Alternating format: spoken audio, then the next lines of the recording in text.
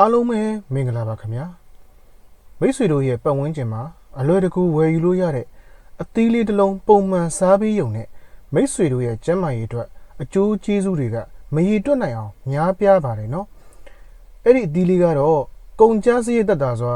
ဝယ်ယူရရှိနိုင်တဲ့ပန်းသီးပဲဖြစ်ပါတယ်ပန်းသီးစားခြင်းဖြင့်လူကြီးကလေးပါမကျန်အောက်ပါအကျိုးကျေးဇူးများအလွယ်တကူရရှိနိုင်တာမို့လို့ဗီဒီယိုလေးကိုအဆုံးထိကြည့်ရှုပေးကြအောင်နော်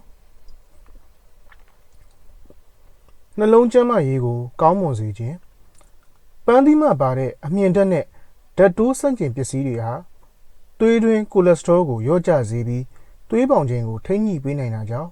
နှလုံးရောဂါနဲ့လေဖြတ်နိုင်ခြင်းကိုလျှော့ချပေးပါတယ်အစာချေစနစ်ကိုကူညီခြင်း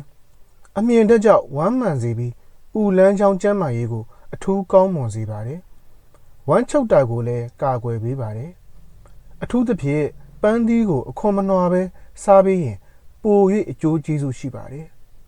။ကိုယ်လေးချိန်ထိန်းညှိရမှာအထောက်အကူပြုခြင်းပန်းသီးမှာကယ်လိုရီနည်းပြီးအမြင့်ဓာတ်နဲ့ရေဓာတ်ကြွယ်ဝတာကြောင့်ဗိုက်ပြည့်စေပြီးအစာစားခြင်းစိတ်ကိုထိန်းချုပ်ပေးနိုင်တာမို့ဝိတ်ချနေသူတွေအတွက်အကောင်းဆုံးပါပဲခင်ဗျာ။စီးကြိုဖြစ်နိုင်ခြင်းကိုလျှော့ချခြင်း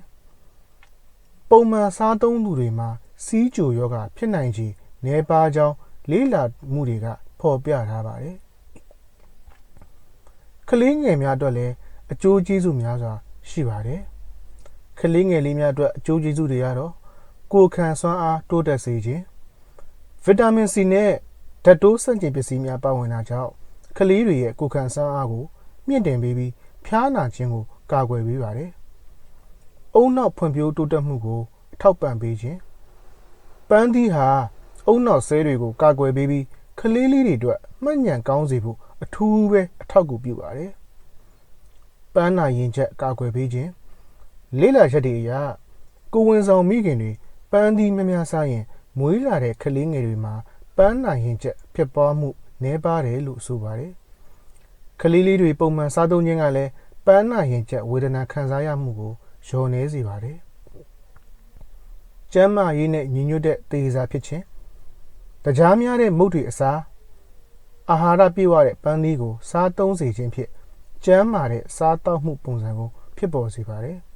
။ဒီဗီဒီယိုလေးကိုကြည့်ပြီးမိတ်ဆွေတို့အတွက်အကျိုးရှိတယ်ဆိုရင်တော့ like and share လေးလုပ်သွားကြဖို့မမေ့နဲ့ဦးနော်